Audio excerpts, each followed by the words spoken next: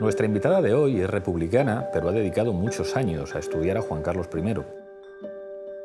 El primer libro que le dedicó tuvo que firmarlo con seudónimo. Acaba de publicar con ACAL una monumental biografía del monarca emérito que seguro que a este no le gustaría. En otra vuelta de tuerca, Rebeca Quintans.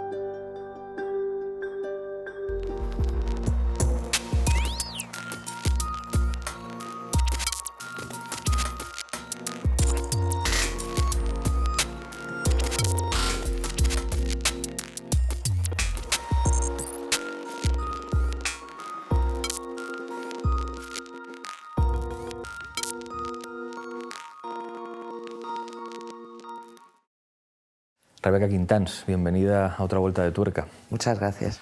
Vamos a hablar de tu libro, de Juan Carlos I, La biografía sin silencios, pero hay un libro anterior que yo conocí, que es Un rey golpe a golpe. Háblame de ese contexto, cuando se escribe la primera versión del libro. Pues cuando se escribió ese libro había menos acceso a editoriales, a la distribución, y había mucho más miedo. No sé si las leyes ya eran parecidas, ahí la cosa no cambió mucho, pero había menos oportunidades de publicar esas cosas. Se publicó gracias al editor, Pepe Rey, fue idea suya, y yo ya lo conté varias veces que fue un libro de encargo. Queríamos hacer un libro crítico sobre el rey, y eso, ese era el reto, ¿no? Ahí, en ese contexto, se publicó, y se publicó con mucho miedo. Yo recuerdo estar... Bueno, de hecho, firmaste con seudónimo, Patricia Esberlo. Con seudónimo, me protegió mucho el editor, asumió todos los riesgos, aunque yo estaba ahí también en la salida, pues si había problemas presentarme también, pero no sabíamos lo que iba a pasar, porque nadie lo había hecho antes todavía. Ese era el contexto. Lo fundamental del contexto es que éramos los primeros que nos atrevíamos a hacer una cosa así, a poner un libro en la calle con esas características, con una editorial que no era clandestina y que queríamos que tuviera una distribución comercial normal. Y como era la primera vez, pues no sabíamos lo que podía pasar. No sabíamos lo que podía pasar. Pasaron cosas, pero yo creo que la más importante que pasó fue que se leyó mucho, se comentó mucho, tuvo muy buena acogida, y eso superó a todas las cosas malas que acompañaron también la publicación del libro, ¿no? ¿Cómo te encontraste tú con la figura de Juan Carlos? Tú habías hecho una tesis doctoral sobre sus discursos, pero ¿qué es lo que te empieza a interesar de esta figura, de este personaje, para investigarlo hasta el punto de hacer, bueno, una biografía? Fue un poco por provocación, tengo que reconocerlo. Yo iba a hacer una tesis doctoral de análisis del discurso, necesitaba un corpus de discursos para analizar, desde un punto de vista pragmático, un análisis crítico del discurso, un poco también en la línea de Teun Van Dijk, que aún no se hablaba mucho de su escuela, y buscaba un corpus de discursos interesante que no se hubieran analizado todavía en su contexto.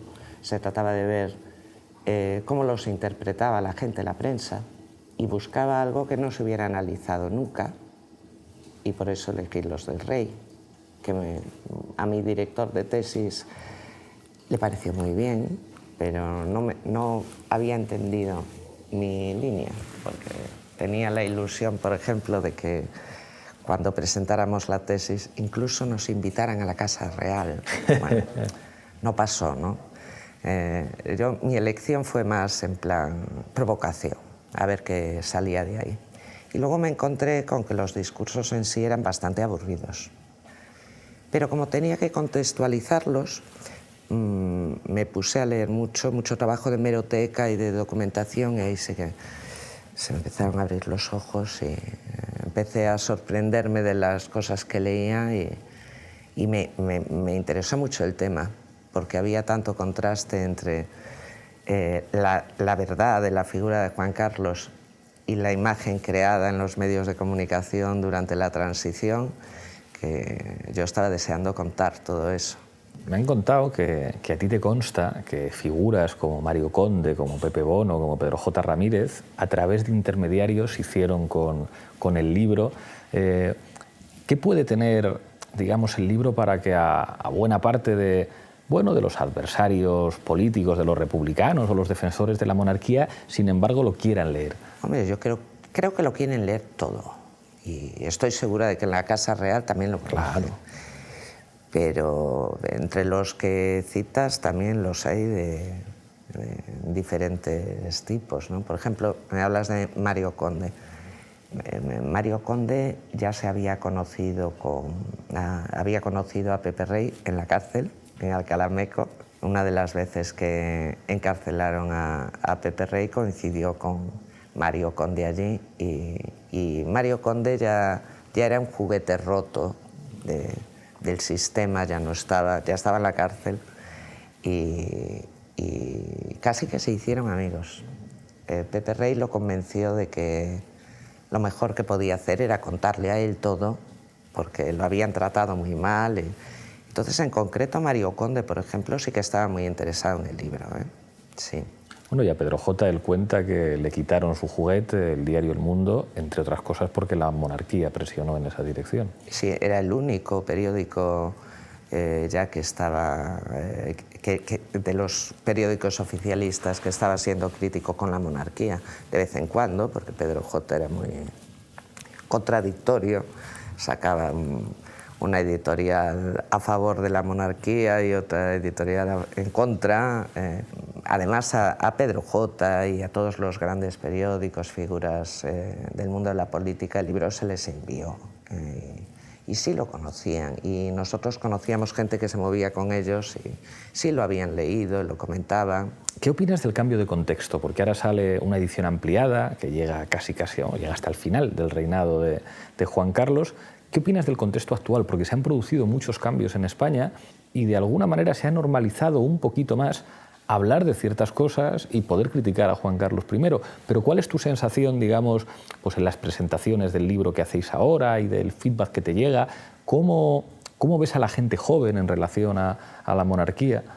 Yo creo que la monarquía ahora mismo no tiene muchos apoyos, por no decir ninguno, porque incluso en los sectores más oficialistas y en el Congreso y de todos los partidos, sí, cierran filas por la monarquía, ¿no? Pero con poca convicción. Juan Carlos acabó el reinado muy mal y todo el mundo asume que no fue un final de reinado bueno. Ahí se abrió mucho la veda para hablar de Juan Carlos. Yo creo que el juancarlismo se acabó, aunque algunos se empeñan incluso todavía en hablar del 23F como si ahí hubiera jugado un gran papel, ¿no? Pero el contexto cambió en lo que se refiere a Juan Carlos, no a la monarquía, porque se sustituyó a uno por otro y desde luego de Felipe no se puede decir nada. España nunca fue, desde Franco, desde hace, bueno, no sé cuándo fue muy monárquica, pero desde luego en la transición España no era monárquica, ya lo vimos el otro día con la entrevista esta que sacaron de Adolfo Suárez, ¿no?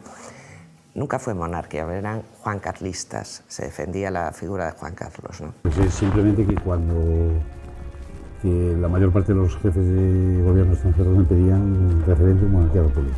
Claro, eso era peligrosísimo en ese momento. Hacía encuestas y caían. Claro. Y a Felipe se lo estaba diciendo a Adolfo que ya. Entonces yo metí la palabra y la monarquía. Y de aquella manera. Y que había sido sometido a referéndum. Claro. Y ahora ya no es ni juancarlista, o sea que está con muy pocos apoyos la monarquía. Yo creo que está porque Felipe todavía no ha tenido una gran crisis, pero no creo que tenga defensores. Yo lo que veo es que no tiene defensores. Tiene unos sistemas de control de los medios, de censura, control en la calle, que no se puede andar con banderas republicanas, las banderas republicanas están prácticamente prohibidas, se controla de una manera represiva mucho, pero no tiene grandes defensores, no tiene grandes defensores. Se mantiene de una manera, creo que un poco artificial. Quiero que viajemos dentro del libro porque, digamos, que hay elementos que me fascinaron, ¿no? Que es conocer la dimensión psicológica del personaje. Te quiero preguntar por el Juan Carlos niño. El Juan Carlos niño que nace fuera de España, que de hecho no aprende a hablar castellano hasta muy tarde. ¿Cómo es ese niño y ese adolescente?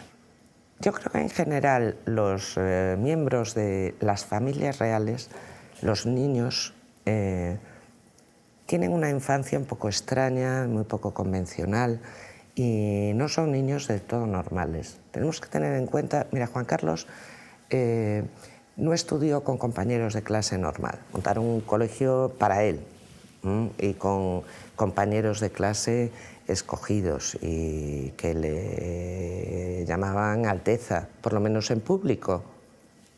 Y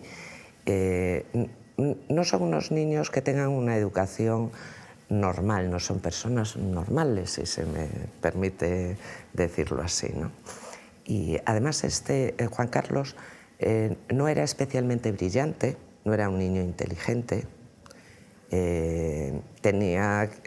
necesitaba profesores de apoyo constantemente, y esto parece que su padre no lo llevaba bien, ¿no? Yo creo que nunca tuvo una gran relación con por lo su visto padre. Con el hermano, que el hermano menor sí era por lo visto más estudioso, más listo. Senequita le llamaban, ¿no? Era más listo. Y a Juan Carlos Juanito. Y a Juan Carlos Juanito.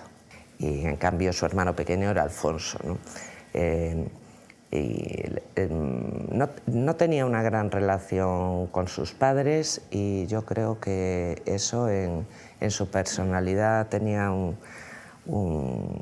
unas consecuencias de un niño solo. Háblame de esa relación, porque digamos la figura de don Juan, hijo de rey y padre de rey, pero que nunca fue rey por sí mismo, en la relación con su hijo es algo, no sé si turbio, pero al menos turbulentas, no solo, digamos, en la parte final. No solo con el tema del hermano. No solo con el tema del hermano, de que, bueno, que finalmente Franco eligiera a Juan Carlos y condenara al ostracismo a don Juan, pero hay una relación extraña entre ellos dos. Sí.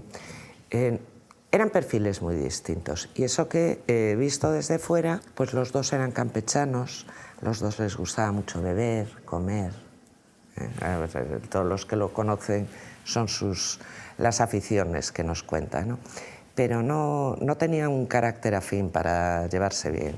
Si me acerco a la infancia tanto de Juan Carlos como de Felipe o los hermanos de Juan Carlos, es una infancia un poco triste. No tenían ninguna libertad para elegir a los amigos que querían, ni correrse las cuerdas que querían. Estaban en una cosa muy cerrada, ¿no?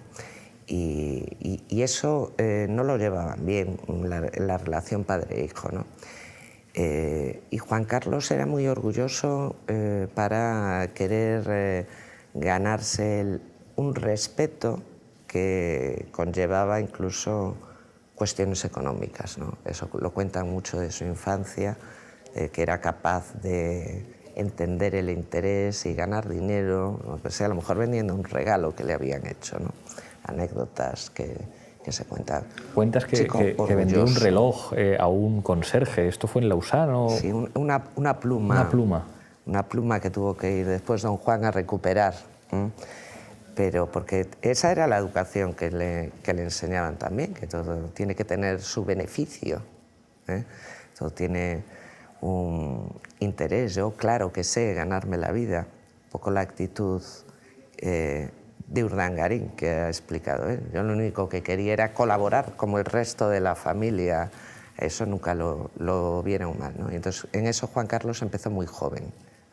¿Cómo es su relación con Franco? Es decir, cuando Franco pacta, siendo muy joven, Juan Carlos, que pueda desplazarse a España, que tenga su propia educación, una educación militar muy específica, y una relación con el dictador que de alguna manera marca, digamos, su personalidad y su cariño. Juan Carlos jamás ha renegado de su cariño personal por Franco. Como un abuelo. De hecho, hizo que sus hijos le llamaran abuelito, ¿no? Sí. Y eso que también era una relación muy fría. Franco ya era frío de por sí, pero ese tipo de relaciones a las que él estaba acostumbrado. Y Franco tuvo muchas deferencias con él porque quería educarlo a sus pechos y que fuera un niño del régimen. Y lo consiguió. En nombre de Dios y sobre los santos evangelios, juráis lealtad a su excelencia, al jefe del Estado, y fidelidad a los principios del movimiento nacional y demás leyes fundamentales del reino? Sí, juro lealtad al jefe del Estado y fidelidad a los principios del movimiento nacional y demás leyes fundamentales del reino. Si así lo hiciereis, que Dios os lo premie, y si no, os lo demande. Que recibo de su excelencia al jefe del Estado y generalísimo Franco la legitimidad política surgida el 18 de julio de 1936. Mi general, desde que comencé mi aprendizaje de servicio a la patria, me he comprometido a hacer del cumplimiento del deber una exigencia imperativa de conciencia. A pesar de los grandes sacrificios que esta tarea pueda proporcionarme, estoy seguro que mi pulso no temblará para hacer cuanto fuere preciso en defensa de los principios y leyes que acabo de jurar. También hay que entender que a lo mejor cualquier niño hubiera entrado en esas circunstancias, en ese juego, ¿no? Apartado de su familia y a muchos kilómetros de distancia, rodeado siempre de adultos que le llamaban majestad, con mucha diferencia, con un cariño muy frío. Y entró en ese juego, yo creo que lo convencieron. Creo que lo convencieron bastante, porque después las actitudes que tuvo de mayor, entendió que era algo que además tenía que hacer incluso por el bien de la monarquía, del futuro de la monarquía, no lo de saltarse a su padre, para conseguir que permaneciera la monarquía. ¿Qué era exactamente la Operación Lolita? La Operación Lolita era preparar la sucesión de Juan Carlos, preparándolo a él y preparando al pueblo que no lo conocía de nada, con viajes. Viajes en los que se llevaban muchos abucheos. Muchos, y tomatazos. Debió de ser una etapa muy curiosa. Porque ahí lo explicas además en el libro ahí no había también. televisión Claro. para grabar, no hay imágenes, pero sí lo ha contado mucha gente, incluso él lo ha contado, sí que se llevaban muchos tomatazos, ¿no? Y después también muchas intrigas entre las personas importantes del régimen para ir convenciéndolos de cómo iba a haber que hacer las cosas en un futuro más o menos inmediato. Preparar la sucesión, que no cogiera por sorpresa a los prohombres del franquismo, ¿no? Que estuvieran de acuerdo. Había un núcleo duro que ya estaba ahí con Carrero y unos cuantos más que estaban muy a favor, que lideraban, estaban en la vanguardia de la Operación Lolita para preparar el traspaso, pero había muchos otros que en principio no estaban por la vuelta a la monarquía y mucho menos con Juan Carlos, que tenía fama de no ser muy listo. Ahí hay una figura intelectual que desapareció muy pronto y al que apartaron, pero que es probablemente el arquitecto intelectual de la transición, que es Torcuato Fernández Miranda, que se convierte de alguna manera en quien maneja al rey. ¿Cómo es la relación de Juan Carlos con Torcuato? Torcuato le daba clases más o menos particulares. Los estudios universitarios de Juan Carlos también eran no reglados, eran con profesores, un profesor de esto. El tutor y el que más peso tenía en ese sistema de estudios era Torcuato Fernández Miranda, y tenían en ese sentido una relación que era casi de alumno-profesor. Y Juan Carlos confiaba mucho en él, contó con él para que le ayudara en todo ese proceso. Se dejó llevar, porque a Juan Carlos no le manda mucho a nadie, ¿no? Se aprovechó de todo esa ayuda de Torcuato, ¿no? Que le vino muy bien y que para los objetivos que tenían lo hizo muy bien. Torcuato lo hizo muy bien, pero además Torcuato conocía muy bien el sistema franquista y podía hacer un trabajo lobista con los miembros de las cortes franquistas uno por uno para convencerlos de lo que fuera y convencer, pues a lo mejor no al 100%, pero sí al 90%, ¿no? Se hicieron las cosas siguiendo los planes de Torcuato, con Juan Carlos muy convencido de que era lo mejor que se podía hacer. Fue Torcuato quien eligió a Adolfo Suárez. En la famosa terna, en la que le cuelan como digamos, hombre de paja y al final sí se convierte.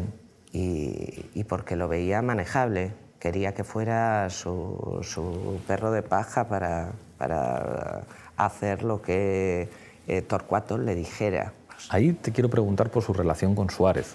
porque si Torcuato es el actor intelectual, Suárez es el protagonista, de alguna manera, del éxito del proyecto monárquico en España. Y esto pues lo reconocerá el propio Juan Carlos cuando le pide dinero al Shah de Persia en la famosa carta diciendo necesitamos apoyar a este chico, a Adolfo, porque es el que representa los intereses de la monarquía.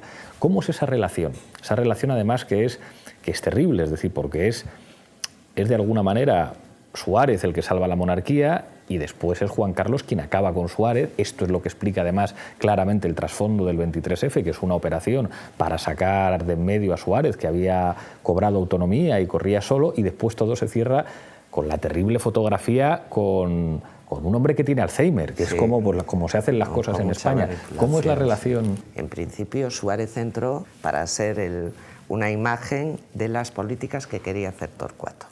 Cuando Suárez fue un poquito más allá, por ejemplo, en el tema de la legalización del PP.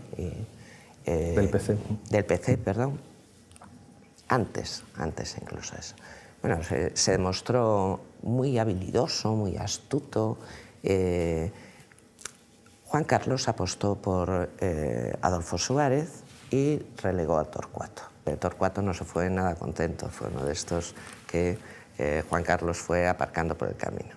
Y se quedó con Adolfo Suárez, que fue su colaborador, fue su amigo, fue su apoyo, hicieron muchas cosas juntos. Pero también llegó un momento en que tuvieron discrepancias porque Adolfo Suárez no quería hacer lo que Juan Carlos quería hacer y también hubo que librarse de él. ¿Quién fue el siguiente?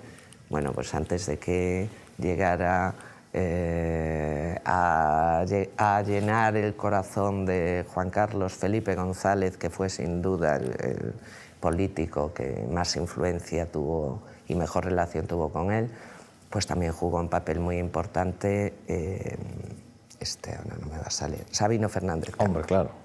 Ahora te preguntaré por eso, por la relación de Felipe y... Se van reemplazando uno a otro. Y Juan Carlos, y luego las cosas de Sabino que cuentas en el libro, de cómo en las ediciones extranjeras aparecen cosas que no están en las ediciones españolas porque esas las revisaba Sabino y pasaba la tijera. Antes te quiero preguntar, porque hablabas de la legalización del PC, de la relación de Juan Carlos con Carrillo, porque probablemente, recuerdo una vez que dije en el Congreso, seguramente ustedes elogian mucho a Carrillo porque Carrillo no les pudo decir que no, como les estamos diciendo nosotros, y se pueden entender las dificultades de las circunstancias.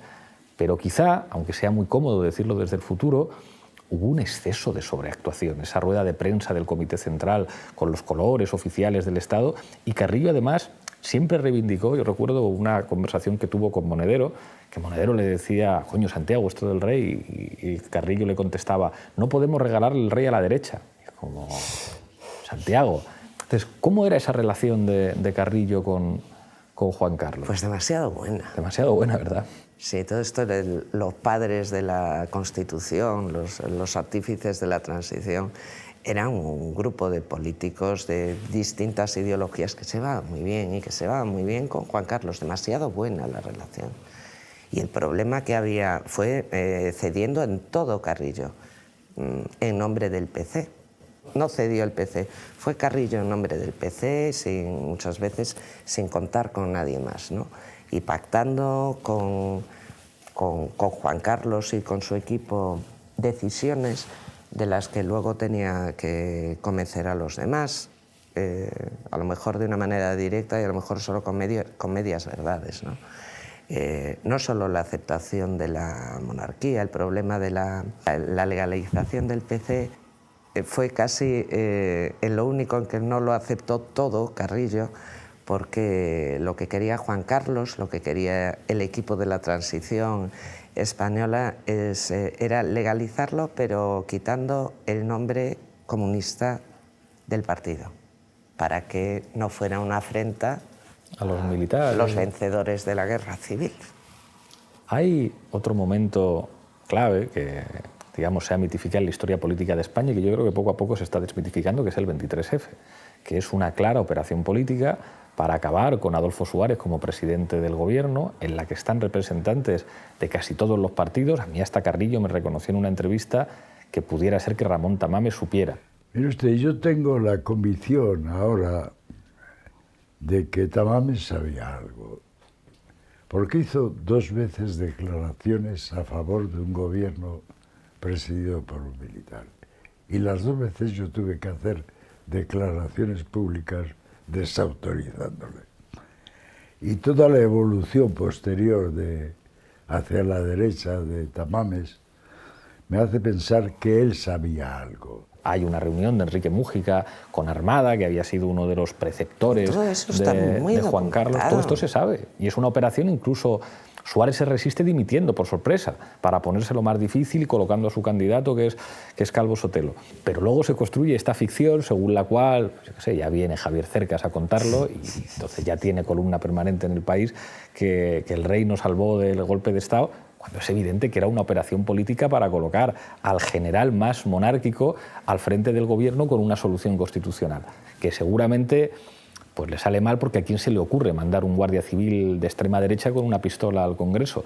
Pero, digamos, ¿cuáles son las evidencias del papel del rey en esa operación? Hay muchas evidencias. Para empezar, cosas de sentido común. Tenían línea directa con el Congreso y si Tejero estaba hablando en nombre del rey, deberían haber llamado el rey y decirle, oye, no hables en mi nombre porque no es verdad. Y no se hizo. Pero bueno, hay muchísimos datos de reuniones en las que estaba Juan Carlos y otras en las que no estaba Juan Carlos, pero por ejemplo estaba Sabino, que siempre iba en nombre del rey. Sabino no actuaba por su cuenta jamás. Y está todo muy documentado, y la participación del CSID y de políticos, como decías, de partidos muy distintos. El enredo viene no de que fracasara el golpe, sino de que no salió tal como estaba previsto. La idea era quitar a Adolfo Suárez. Bueno, la idea era quitar a la UCD. Había un diseño de un sistema de partidos de bipartidismo. Ya tocaba el turno de que UCD desapareciera, que era el partido institucional, y de que entrasen en el juego AP de Fraga y el PSOE de Felipe González, y ahí tenía que dar un paso atrás Adolfo Suárez y su partido, y se negó. Esa fue las últimas elecciones en las que se presentó antes del 23F, ya lo hizo en contra del que antes en otras elecciones había estado recaudando fondos para apoyar su campaña. Ahora ya no querían que se presentase. Y seguían sacando votos y diputados, porque además un partido que está en el poder siempre tira de votos, ¿no? No sabían cómo librarse de él si él no daba un paso atrás. Mi marcha es más beneficiosa para España que mi permanencia en la presidencia. Suárez intentó abortar el 23F dimitiendo, y yo me imagino que en ese momento se deben de quedar preguntándose, ¿y ahora qué hacemos? Porque el objetivo era que dimitiera. Pero decidieron seguir adelante, porque no era exactamente quitar a Adolfo Suárez, sino cambiar los protagonistas del tablero político, tal como estaba diseñado, y que es el que tenemos, o el que teníamos hasta hace muy poquito, ¿no? Ese bipartidismo. Era el objetivo lo consiguieron. El fracaso es relativo, por no decir que no hubo fracaso. Pero las cosas no salieron tal y como estaban diseñadas, tal como estaba dibujado el plan. En primer lugar, por la dimisión de Adolfo Suárez, que descolocó un poco todo, y en segundo lugar, por Tejero, que fue el que verdaderamente abortó la cuestión, y sobre todo porque hizo una entrada en el Parlamento que fue captada por las cámaras de televisión. Las de aquí les hubieran dado igual, pero salió en televisiones extranjeras, era un ridículo internacional, y eso fue un problema, y es lo que les volvió locos toda la noche, cómo solucionar eso, ¿no? ¡Quieto todo el mundo!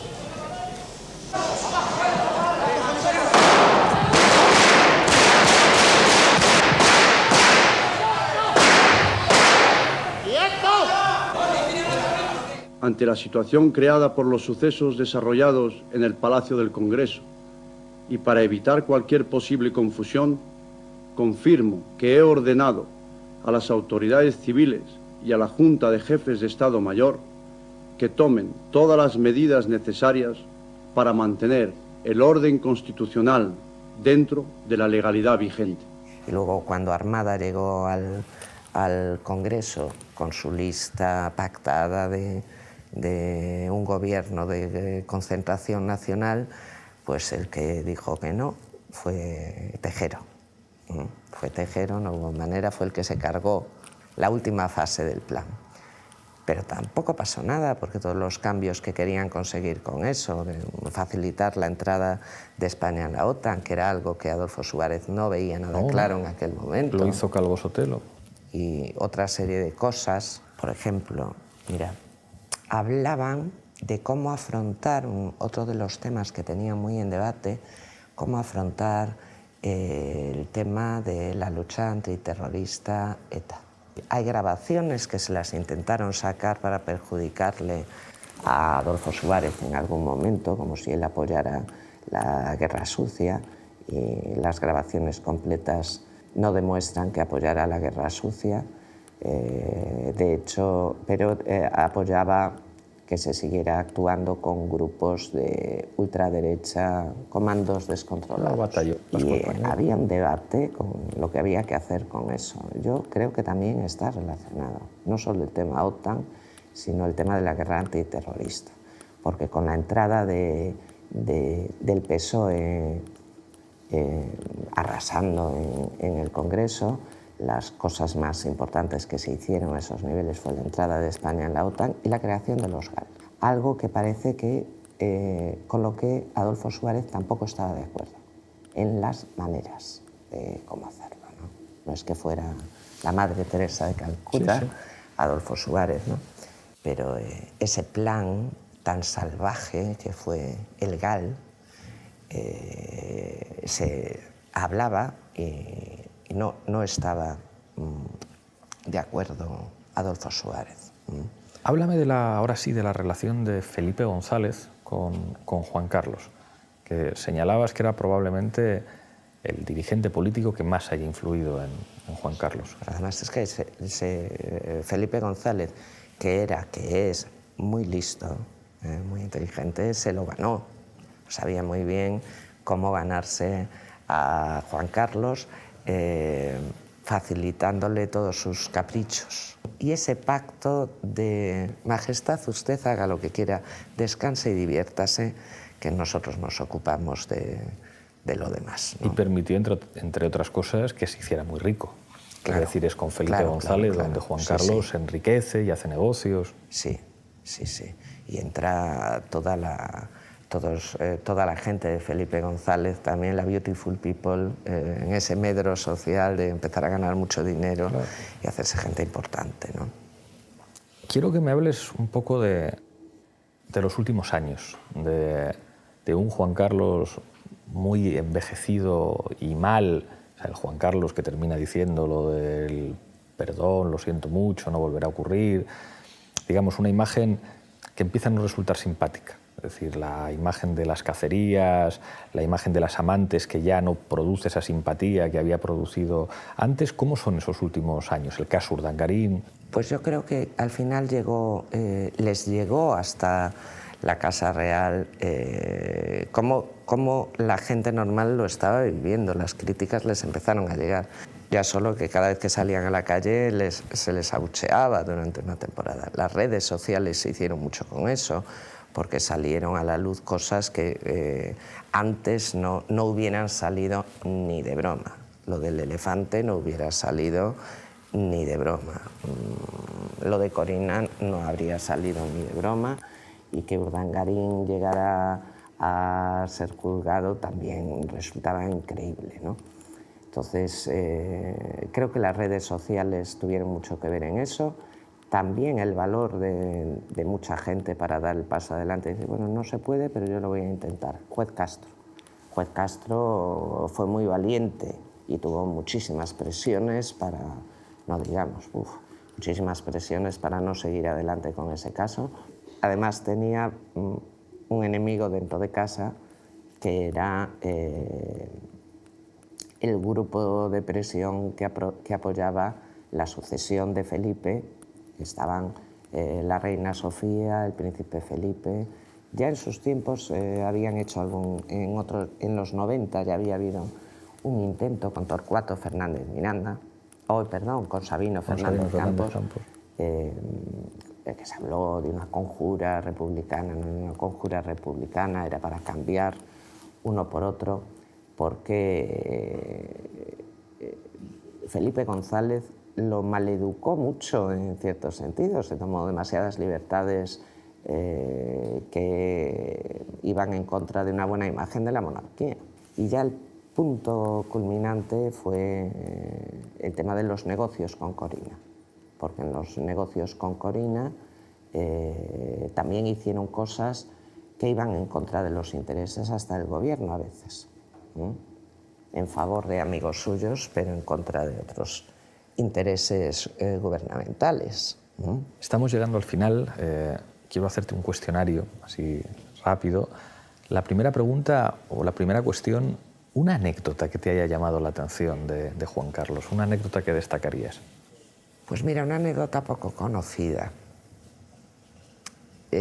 Está muy mal educado en su vida y por lo consentido que está. Aprendió a conducir y antes de sacar el carné, conduciendo, atropelló a un ciclista y eso se tapó. Y no se puede ni comentar, claro. Ni siquiera tenía carné. Y todo eso son cosas que se acumulan en su personalidad y es la impunidad de una persona que puede ir por la vida haciendo lo que le da la gana y nunca tiene consecuencias, ¿no? Algo, digamos, en tu investigación sobre Juan Carlos, digamos, lo más turbio que has encontrado.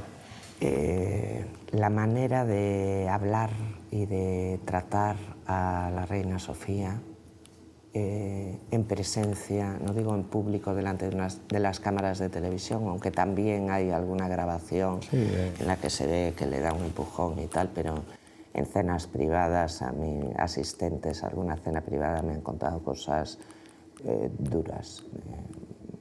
También alguno más ha contado de una cena en la que le tiró una taza a la cabeza, que no le dio, le hubiera abierto la cabeza, pero cotidianamente el lenguaje a la hora de referirse a ella, muy machista y muy soez. ¿Algo que te hayas dejado en el tintero? Intenté no dejarme nada. Hubo cosas en la primera versión, si me había dejado alguna cosa, y luego la sacaron otros, ¿no? Recuerdo que el tema de Bárbara Rey, por ejemplo, ¿no? El tema de Bárbara Rey ya se había publicado, pero nunca se decía Bárbara Rey y el rey. Eran el rey y la vedette, o Bárbara Rey y una alta personalidad del Estado. Nunca se ponían los dos nombres juntos y tal, ¿no? Pero Bárbara Rey había hablado con muchos periodistas y no se había publicado todo. Y yo sabía más cosas del tema de Bárbara Rey que en la primera versión no me atreví a publicar. Y luego hace poco las dijo tan tranquila Pilar Urbano. La anécdota de que el día anterior al 23F, Juan Carlos llama a Bárbara Rey y le dice: Bárbara, mañana no salgas de casa, que van a pasar cosas. A mí eso me pareció muy importante. Tremendo. Vamos ya con la rueda de reconocimiento. Yo dejo unas caras y tú haces un comentario de descripción rápido. Algunos han salido a ver si me los sé todos. Algunos nos los hemos encontrado ya. Sabino Fernández Campos. El tutor del rey fue un tutor, le ayudó, es el creador del juancarlismo, algunas veces a pesar del rey, ¿no? Y llegó un momento en que se libró de él porque se le hizo demasiado pesada esos ojos ahí mirándole en la nuca y controlándole un poco como a un niño para que no estropease demasiado su imagen. Siempre sustituido por otro. En ese momento sustituido por la influencia de Mario Conte. Alfonso Armada. Alfonso Armada, muy fiel a la monarquía, un poco tonto incluso en ese sentido. Un hombre que se cree que esto del honor, porque se ha mantenido callado, ha soltado algunas cositas, pero ha mantenido en silencio lo principal. Es verdad que tuvo una condena muy leve, pero fue apartado, se le echó a él toda la culpa y él incluso pidió en una carta a Juan Carlos que por favor le dejara contar algunas de las conversaciones o algún escrito del que tenía en relación al 23F y no le dejó y se mantuvo fiel a la monarquía. Dicen que iba a dejar unas memorias para que se publicasen después de muerto, yo creo que no. De momento no hay nada. Pilar Urbano. Pilar Urbano es una periodista muy de derechas, ultracatólica, es una periodista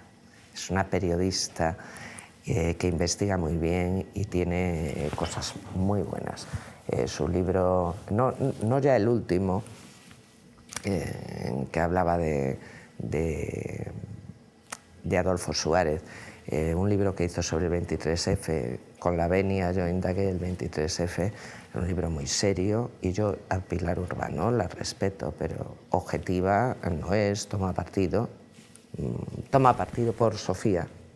Escribió varios libros sobre ella, tiene mucho feeling y toma partido claramente. Y el último libro, este libro escandaloso que sacó sobre a la muerte de Suárez, que sorprendió tanto porque deja quedar muy mal a Juan Carlos, estaba dentro de este contexto, de esta campaña a favor de la abdicación para que le sucediera a Felipe, ¿no? Y eso ya no me parece ser tan buen periodista, estar tan amigo de tus fuentes y colaborar en sus planes, ¿no? Esto ya no me parece tan decente, ¿no? Y el último ya, Javier Cercas. No lo conozco personalmente, le hace el juego al poder establecido de construir la narración, una narración adecuada a sus intereses y que tenga cierta coherencia. Ya es muy difícil, por no decir imposible, por ejemplo, explicar el 23F sin involucrar a Juan Carlos. Eso hay que escribir una novela, que es lo que hizo Javier Cercas, para ver cuál puede ser esa narración oficial que no sea demasiado idiota y que cuele, al menos para algunos, ¿no? Y está dentro de esos narradores de las versiones oficiales, ¿no? Como Javier Ayuso, por cierto, claro. Y no cuantos más, ¿no? Construyen narraciones que puedan funcionar. Ahora sí que sí, llegamos al final. Te entrego la taza de la tuerca, que hay que coger con la mano izquierda, mirar a esta cámara y brindar por lo que tú quieras. Pues ya que estamos con esto, voy a brindar por la tercera, que es algo que además espero ver en vida. Yo en eso soy optimista, siempre lo digo en las presentaciones de los libros y todo, así que por la tercera. Muchísimas gracias. Muchísimas gracias a ti.